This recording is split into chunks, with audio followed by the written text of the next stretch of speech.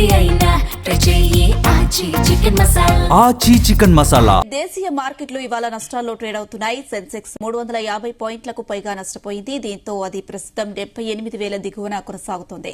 ఇక bullion market విషయానికి వస్తే బంగారం వెండి ధరలు మళ్లీ తగ్గాయి.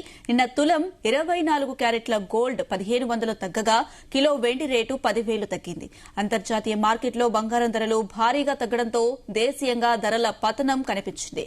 ఇవాళ బంగారం 600, కిలో వెండి 1,700 తగ్గింది.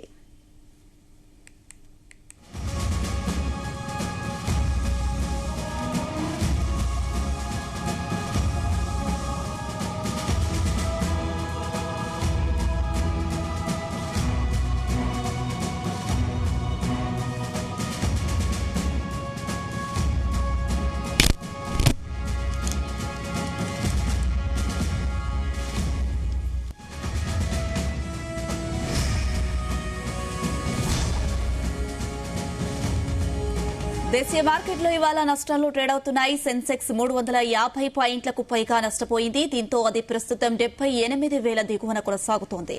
ఇక బులియన్ మార్కెట్ విషయానికి వస్తే బంగారం వెండి ధరలు మళ్లీ తగ్గాయి. నిన్న తులం 24 క్యారెట్ల గోల్డ్ 1,500 తగ్గగా కిలో వెండి రేటు 10,000 తగ్గింది. ఇక అంతర్జాతీయ మార్కెట్లో బంగారం ధరలు భారీగా తగ్గడంతో దేశీయంగా ధరల పతనం కనిపించింది. ఇవాళ బంగారం 600, కిలో వెండి 1,700 తగ్గింది.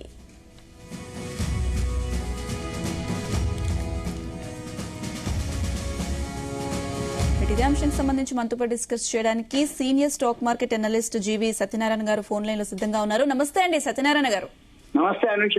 మనం చూస్తే నష్టాల్లో ట్రేడ్ అవుతున్నాయి స్టాక్ మార్కెట్ లో. ప్రస్తుతం గోల్డ్ సిల్వర్ రేట్లు అనేవి కూడా రోజు రోజుకు తగ్గుతూ వస్తున్నాయి. దీనికి గల కారణాలు ఏంటండి? ఓకే, మళ్ళీ మీరు అన్నట్టు గోల్డ్ సిల్వర్ తగ్గింది. అయితే బ్రెంట్ ఆయిల్ పెరిగింది ఇవాళ. అది $76 ట్రేడ్ అవుతుంది. అది మెయిన్ రీజన్ అన్నమాట. మళ్ళీ అక్కడ ఇరాన్ పై అమెరికా వాళ్ళు దాడులు చేయటం, అక్కడ ఇరాన్ వాళ్ళు నౌకలపై దాడులు చేయటం, ఇది మళ్ళీ రాత్రి జరగటం జరిగింది. అయితే హర్మూజ్ జలసంధిలో ఏదైతే 3 వాణిజ్య నౌకలపై దాడులు జరిగినాయి అనమాట. దాంతో ఇరాన్ సైనిక స్థావరాలు, నౌకాస్త్రాలపై మళ్ళీ అమెరికా వాళ్ళు దాడి చేయటం జరిగింది. దీంతో మళ్ళీ మార్కెట్లు బ్రెంట్ ఆయిల్ పెరగటం, ఈ బ్రెంట్ ఆయిల్ పెరిగేటప్పటికి మళ్ళీ మార్కెట్లు ఫాల్ అవ్వటం, మన మార్కెట్లో 500 పాయింట్లు పైన మైనస్ రావడం జరిగింది. ఇప్పుడు అమెరికా వాళ్ళు ఏం చెప్తున్నారు అంటే, మీరు కనుక ఏదైనా చేస్తే మేము అంటే ఇరాన్ యొక్క వైమానిక రక్షణ వ్యవస్థలు, తీర ప్రాంత నిఘా వ్యవస్థలు, క్షిపణి నిల్వలు, ఏదైతే డ్రోన్లు ప్రయోగ స్థావరాలు చేసుకొని చేస్తామన్నట్టుగా చెప్పడం జరిగింది. దానికి వీళ్ళు మేము కూడా రెడీగానే ఉన్నాం అని చెప్పేసి వీళ్ళు కూడా తెలపడం జరిగింది. అయితే నాటో కూటమి అన్నమాట శిఖరాగ్ర సమావేశం కోసం ఈ తుర్కియాలో ఉన్న టైంలో, ఆయన టర్కీలో ఉండు తుర్కియాలో, ఆ టైంలో ఈ దాడులు జరిగినాయి. అయితే దాంతో ఒక్కసారిగా ముందే, అంటే ఈ దాడుల కంటే ముందే చమురు విక్రయాలకు సంబంధించి ఇరాన్ లైసెన్స్ ని అమెరికా రద్దు చేయటం అన్నమాట ఒక న్యూస్.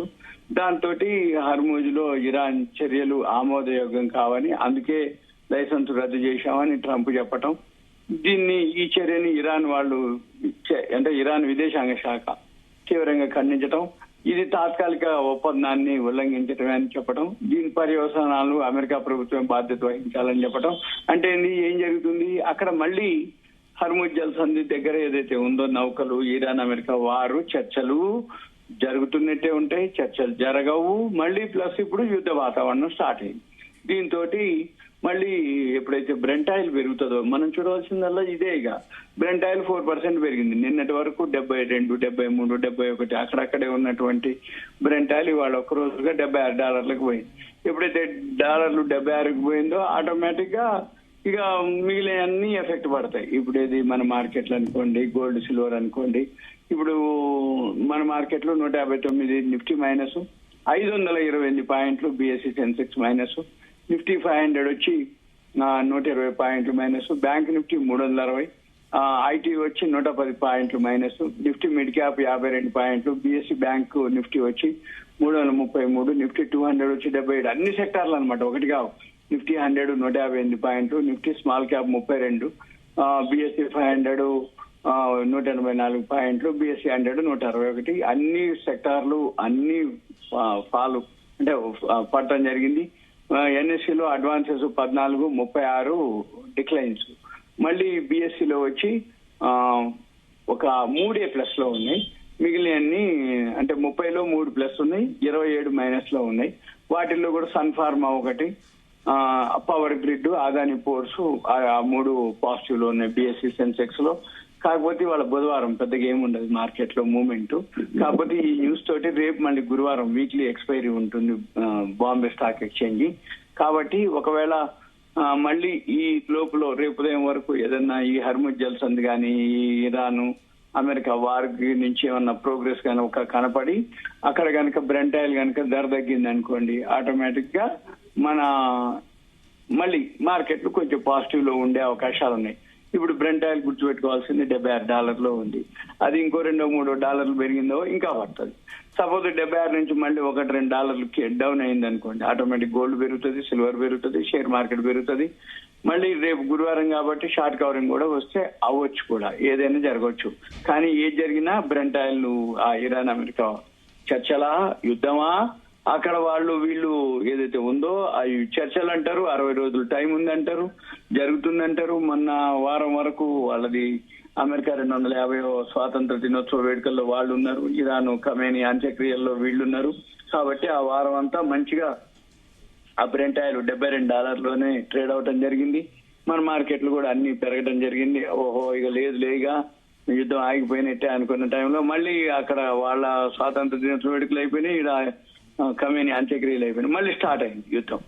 మళ్ళీ చర్చలు అంటారు, యుద్ధం అంటారు, $76 వచ్చింది బ్రెంట్ ఆయిల్. ఇది ఇంకా పెరుగుతూ ఉంటే మాత్రం మళ్ళీ పాత రోజులే. అంటే పాత రోజులు అంటే మళ్ళీ యుద్ధం కనుక స్టార్ట్ అయితే మళ్ళీ మార్కెట్లు పడుతూనే ఉంటాయి, మళ్ళీ రిజల్ట్స్ వస్తూనే ఉంటాయి. అవి కూడా ఏం పెద్ద ఎఫెక్ట్ చూపించవు. ఈ మార్కెట్లు ఏదైతే ఈ బ్రెంట్ ఆయిల్ ఇరాన్ అమెరికా యుద్ధంతో మార్కెట్లు బేస్ అయినాయి అన్నమాట. ఇప్పుడు అది తగ్గితే తప్ప మన మార్కెట్లకి పెద్దగా ఇక ఏమి ఉండదు.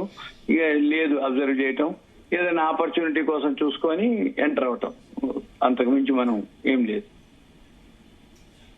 ఓకే అండి, థ్యాంక్ యూ అండి సత్యనారాయణ గారు. Thank you.